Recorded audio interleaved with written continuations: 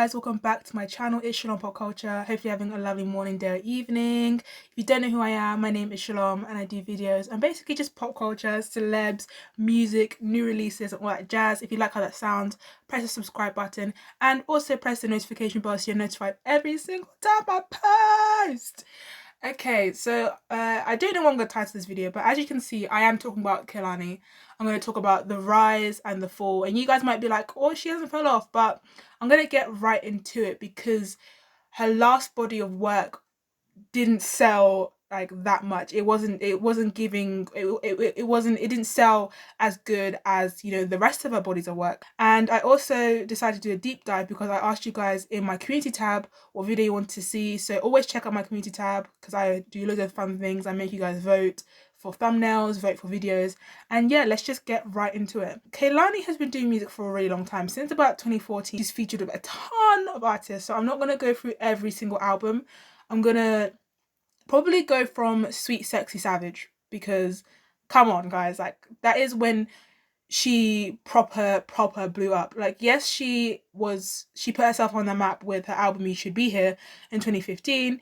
You know, that was amazing, but Sweet Sexy Savage put her on the map. Like that 2017 when this album was released, you could not go like a day without hearing Crazy. You could not, like, come on, I got great. No, come on, stop, don't do it, don't do it. This album is so good. Like you could not go 2017 without hearing it, especially with Gangsta. Oh my gosh, Gangsta. It was a song from the Suicide Squad album and the movie, and obviously everyone knows that song. Like I don't think I even need to go into details about Gangsta. Gangsta is one of her most popular songs still to this day. Like to this day, it's still one of her most popular songs. It has 366 million streams on Spotify, and I will put the RIAA facts on the screen for you guys so you can actually see how many times it went platinum, gold, and so forth, so on and so on. But you know, this album, it did very, very well. I will even put the sales up on the screen. I don't know from the top of my head, but this album was a bop.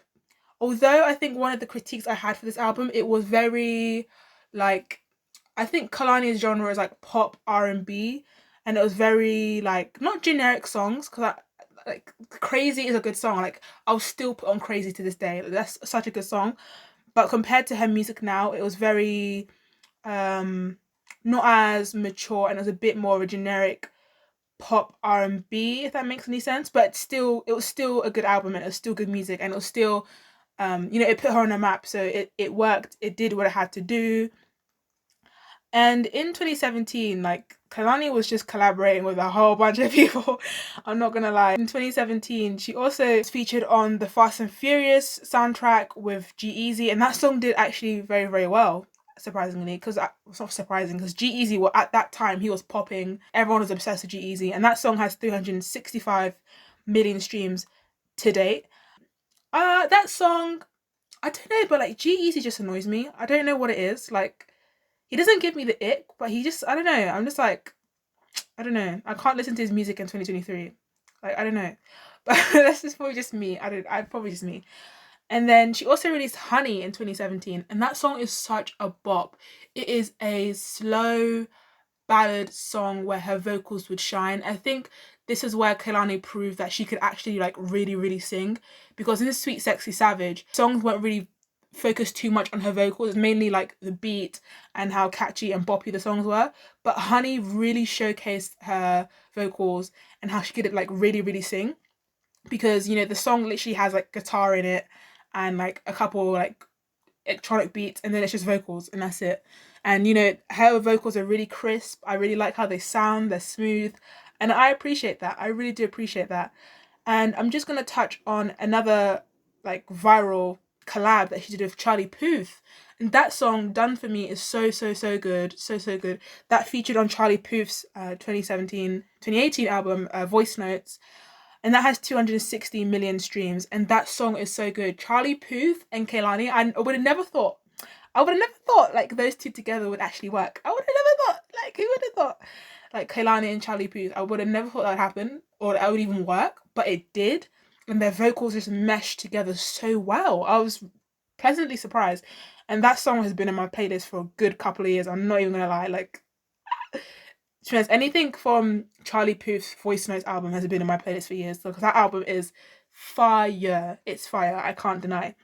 Can't deny. In 2019, this is when Kehlani released, I think, one of her best songs, like one of her best songs of all time, Nights Like This, featuring Ty Dolla $ign.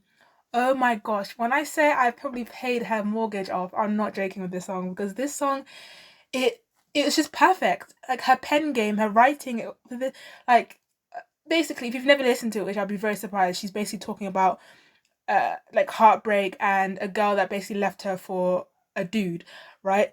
But like it's just perfect. Even Ty Dolla $ign was perfect. Like I can't hear anyone else being on this song apart from Ty Dolla $ign.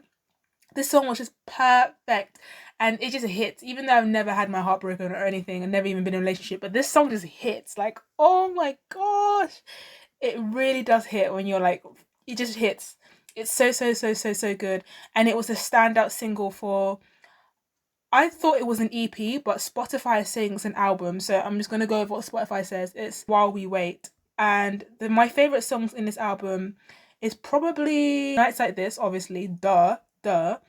And this song did extremely well. This has gone platinum, I think it's only gone platinum once or twice, but I will put it up on the screen. And it's her most popular song on Spotify, and has 510 million streams on Spotify. My favorite songs on this album is Nights Like This and Nunya featuring Dom Kennedy. And Nunya is such a bop. It's so good. Like the beat and everything is catchy, but the feature guy, Dom Kennedy, he ruins the song. I'm so sorry, but he ruins it so much. Like his rapping is just so like not it, in my opinion. Like his verse wasn't needed. Kehlani could have done that song without Dom Kennedy, because her vocals, everything was just so smooth. One thing about Kehlani is she's gonna give you smooth vocals, like smooth, silky vocals. That's one thing I can always say. In 2019, Kehlani collaborated with Zed for the first time, and on the song Good Thing, and this song is a bop. Oh my gosh. Oh, so good. Any person who does a song with Zed, you automatically know it's gonna be pop. It's not gonna be an R&B and all of that. It's gonna be pop. And this song was a bop, and the music video was phenomenal. And it showed that Kehlani, she can sing, she can dance. So that sort of showed me that she is talented. And then she had another collaboration in 2019 with Keisha Cole, which is a bop. All of Me is so good. But it never really got the recognition it deserved. In 2020, she had a song with YG called Conclusions, because they dated for like 2 minutes and then broke up again. But yeah, I don't really care for that song. Don't really care.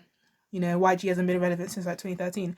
So, so yeah, but we're gonna go to 2020 when she released Toxic. Oh my gosh, what a song! Just what a flipping song! And this was one of the lead singles for her album called It Was Good Until It Wasn't, and I'm gonna get right into that in a second. But Toxic, oh my gosh, it just has me, it gets in your feels. If you haven't listened to that song, you need to listen to that. And another song from the album It Was Good Until It Wasn't, which no one talks about, is called Everybody's Business, and that's so good as well. That's really good, but no one paid attention to that song, because I think Toxic was just like, everyone was talking about Toxic, and it was like doing very well on the charts, so no one talked about Everybody's Business. But it's fine. It gets its place from me. It's fine. It's okay. And then in 2020, Kehlani released her album It Was Good Until It Wasn't, and this album, oh my gosh, this is what you call talent. This is what you call a good body of work. From the promotion to, well, there wasn't really any promotion because Corona Wona was there at the time, but the promotion, like a lot of the stuff that you see, the music videos, the promotion, Kehlani was doing it by herself. She was promoting it. She even had her own like movie sort of company. I think it's called Honey Productions, where it was her and her friend. They would literally film the music videos and they'll do all the promotion stuff like that. So obviously Atlantic Records did help her a bit. But she said in an interview that this album wasn't supposed to come out. It was going to get pushed back like a couple years because of Corona Wona. But my favourite songs, if you want to, listen to anything, obviously listen to the whole album in order. There's one pet peeve I have is when people don't listen to albums in order. It actually makes my blood boil, because it's like, you can't listen to an album like Willy Wonky. You have to listen to it in order. That's like literally why the artist has put it in that order for a reason. You know, it just okay. My favorite songs are Toxic, Can I like Can I, but I prefer the Tory Lanez version because, you know, she took Tory off because of the whole Megan Thee Stallion thingy majiggy. Also, the one thing I have with this album is the Real Hot Girl skit. Like, okay, it wasn't really needed. It didn't really do anything for me. I feel like she could have had a different interlude, but I know she wanted to show her like alliance for Megan or whatever. But my favorite songs are Toxic, Can I, but only the Tory Lanez version, Water, Change Your Life featuring Janae Aiko, Everybody's Business, Serial Lover, Open with a passionate like remix those songs. Basically, I like the whole album basically. And at this time, you have to think back because Corona Wona was basically taking over everything, and everyone was in lockdown. And no, there wasn't any artists that were releasing music and doing music videos and promoting as well. Like that's why I say like Kehlani needs to get her flowers because I remember she was like the first one I would say who released an album during Corona, and then Dula Peep released hers, and then the Weeknd released his. Like she set the trend and showed that you can still do music and still do all of that, even you know, like no matter the circumstances. And it sort of showed that you know you didn't really need record labels because you know if you watch any interviews, she bought her own camera, she was using natural background, she did her own makeup, her own hair. So it just showed like you don't really need record labels and like a massive team of people to help you because this album is amazing. And I wish she had went on like a tour just for that album. I don't know if she did, but this album was really, really good. And it sold, good to it was that it sold 83k in its first week with 25k pure sales, guys. Pure sales. So pure actual physical sales. And this is Kehlani's second album to go top 5 in the US charts, US Billboard charts. So for me, I think that's pretty good. Like, come on. She also had an online concert slash tour, and I'm not gonna lie, she killed it. Kehlani's vocals, she killed it. There's pure raw live vocals. She was dancing, she was singing, she was engaged, and it wasn't there weren't any awkward parts in the live performance. The transitions, whoever choreographed and thought and planned out every transition through each song should be given their flowers and their tens because there's no awkward bits. Each song just flowed so naturally. Even the instrumentalists, the people who were playing the instruments, they killed it. The dancers, everything was perfect. Perfect. Everything was perfect. It was on point. So yeah, and then after it was good until it wasn't, she did a bunch of collabs. She even collaborated with T-Pain. Like, come on, to collaborate with T-Pain, that's our low-key high-key flex. Because like, come on, it's T-Pain. And then she also collaborated with Kiana Lede on the song Your Best Friend. And this is an R&B slow song where it's like pure vocals. I feel like Kiana does her bit, Kehlani does her bit. Like they all, I don't really care for the music video, but the song, vocals, shining through. Harmonies, oh my gosh, vocals, harmonies. And when they sing it live, oh, it's too good. It's too good. And then in 2022, Kehlani was gearing up for another album, so she released the song Up at Night featuring Justin Bieber. And I'm not gonna lie, I didn't really like the song at first. I was like, it's not bad, but it's not good. But then over time, I enjoyed it. And then after a while, I sort of came to the conclusion that, I don't know, Justin Bieber's bit, like, it wasn't really needed. Like, Justin Bieber doesn't have that, like, je ne sais quoi. He doesn't have that, like, power anymore, like in features and in songs. Like if this is 2013 with Justin Bieber on a song, he would have killed it. But nowadays when he's featured on songs and he like even on his own songs, they just don't hit as good. I don't know what has happened for him to like not like have that power anymore, or like just to like his features are just like so basic. Like they're always sort of like the same. Like he's talking about like Hailey, like he's obsessed with her and that he loves her and like that her skin is smooth. That's literally like the 3 main things he talks about in every feature and everything that he's featured in. That's all he freaking talks about is how like beautiful Hailey is and how he loves her, which is cute, is nice, but like give me something else. I just feel like Justin Bieber's bit wasn't really needed, but I understand why Kehlani put him on the song because it is Justin Bieber and he has a massive fan base, so it would have helped, but it didn't really, to be honest. At this point, Kehlani was just doing her thing. She also released a music video to pair with the song just to help to boost it a bit in the charts. But it was a solo music video because, I don't know, Justin Bieber is just so busy and like is releasing music back to back to back. Obviously not. He's just strolling and prancing around with Hailey and his baggy tees. But, you know, it would have been nice to have Justin in the music video. And I think if he was in the music video, it would have boosted the views like a little bit. And it just would have been nice to see how they would have interacted and how and what they would have done for the music video. But it was solo, and Kehlani still killed it anyway. She was dancing, her hair was great, her makeup was on point, everything was on point. She's a really good dancer, and I don't think she even knows that she's a good dancer. She actually genuinely is a good dancer. And then in 2022, you know, Kehlani was, you know, teasing us that, you know, she had new music on the way. She was posting little TikToks with some of the new music in the background. And she ended up releasing Little Story. And I actually like this song. It's a chill vibe song. It's a song that you could replay over and over and over again if you're like revising or like doing work. It's just like that chill. And I feel like that's the whole theme of Blue Water Road. It's so chill and mellow. I feel like the only really, really upbeat song, like really, really upbeat, is the Justin Bieber one, the Up at Night. But like the majority to the rest of them, they're like really chill R&B pop songs, which you could like play in the background and, you know, have chill vibes. One thing I did actually notice during this sort of era is Kehlani started to sort of like wear less makeup, like have her natural hair out a little bit more. Like she was wearing very little to no makeup, which if you compare to, you know, her other sort of eras like Sweet Sexy Savage and It Was Good Till It Wasn't, you know, she had like full faces on, like her hair like done up and all of that. And she also had a brand deal with Glossier. And if you know anything about Glossier, they are a natural makeup and skin brand. Like their tagline is literally skincare first, makeup second. Like it's very sheer makeup. It's basically for the girlies who don't really want to wear full faces of makeup, who just want like sheer coverage which will make their skin look glowy. So I was like, okay, get your bag. I like that. I like that. I like that. Even the cover art for Blue Water Road is so minimalistic, but it's really like it's just stunning. It's so simple, but it's so good.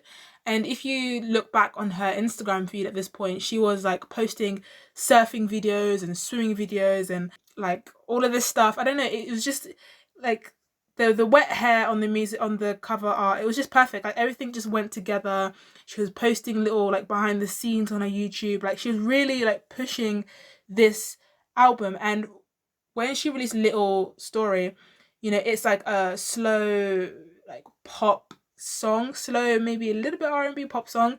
And you know, when I heard that, I was like, oh, this is a bit different. Like, oh, okay, like I like it though. I like it. I liked it better than I did Up at Night.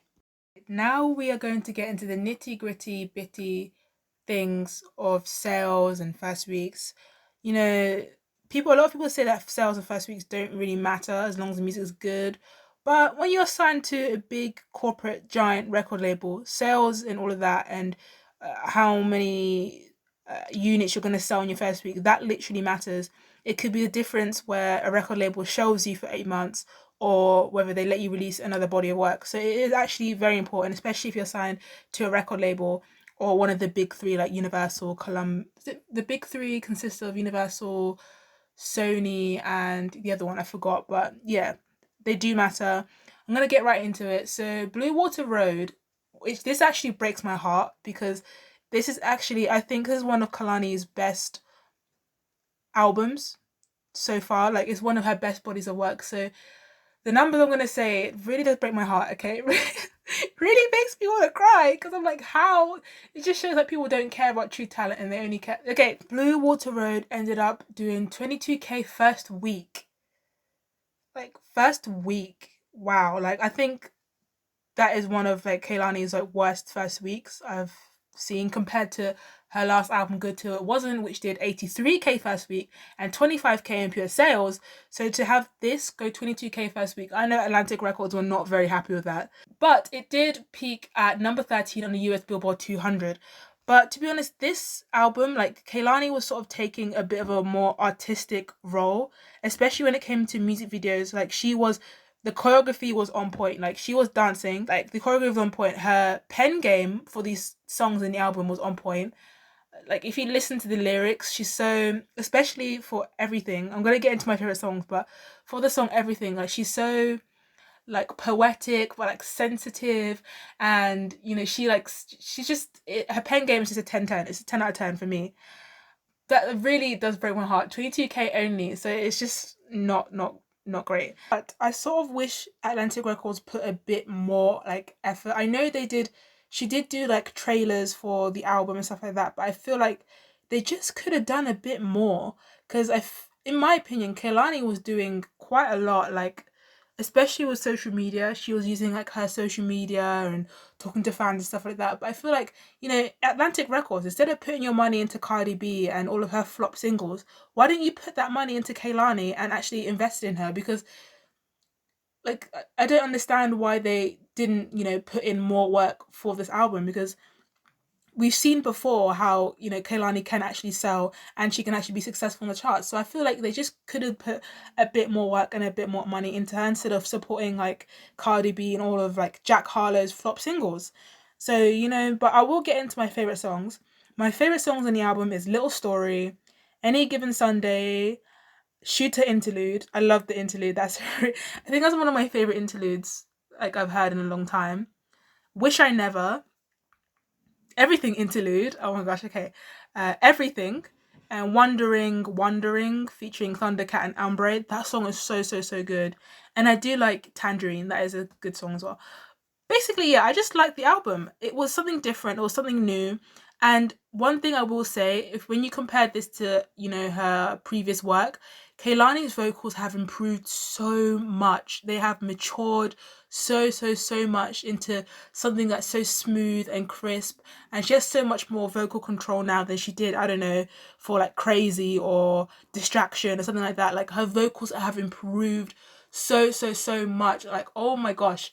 And I think one of the reasons why this album flopped so hard is because people weren't really used to Kehlani taking like a like full on like pop sort of approach when it came to music. One of the other reasons I believe why this album flopped really hard was because she wasn't doing as much generic music. And I'm not saying her music before was bad or anything, but Crazy, Distraction, like all of the like her viral song, I'm not saying all of her songs, but her earlier, like Sweet Sexy Savage, there were some generic sort of songs that were on there.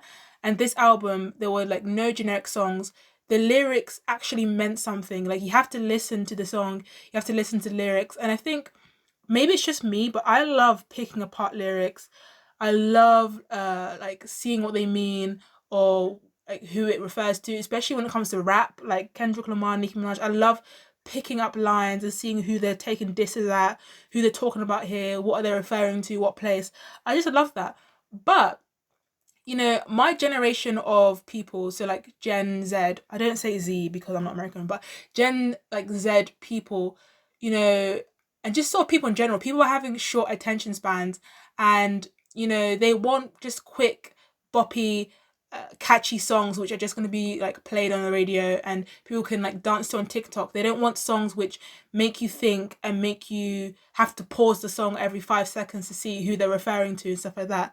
And that's why Red Ruby the Sleaze, it did okay, but it didn't do like amazing, because Nicki was spitting bars. Like, she was taking disses at everybody. You had to pause the song and be like, oh, who is she talking about, who is she referring to? The lyrics actually mean something. She's being very vulnerable, and her vocals were on point.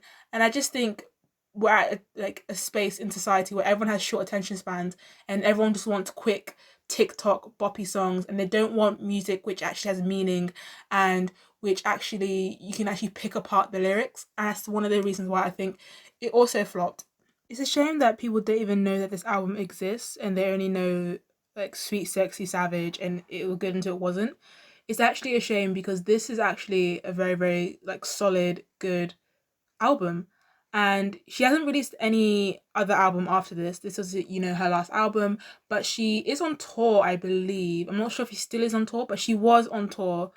And, the crowd is like screaming the lyrics, like they are involved.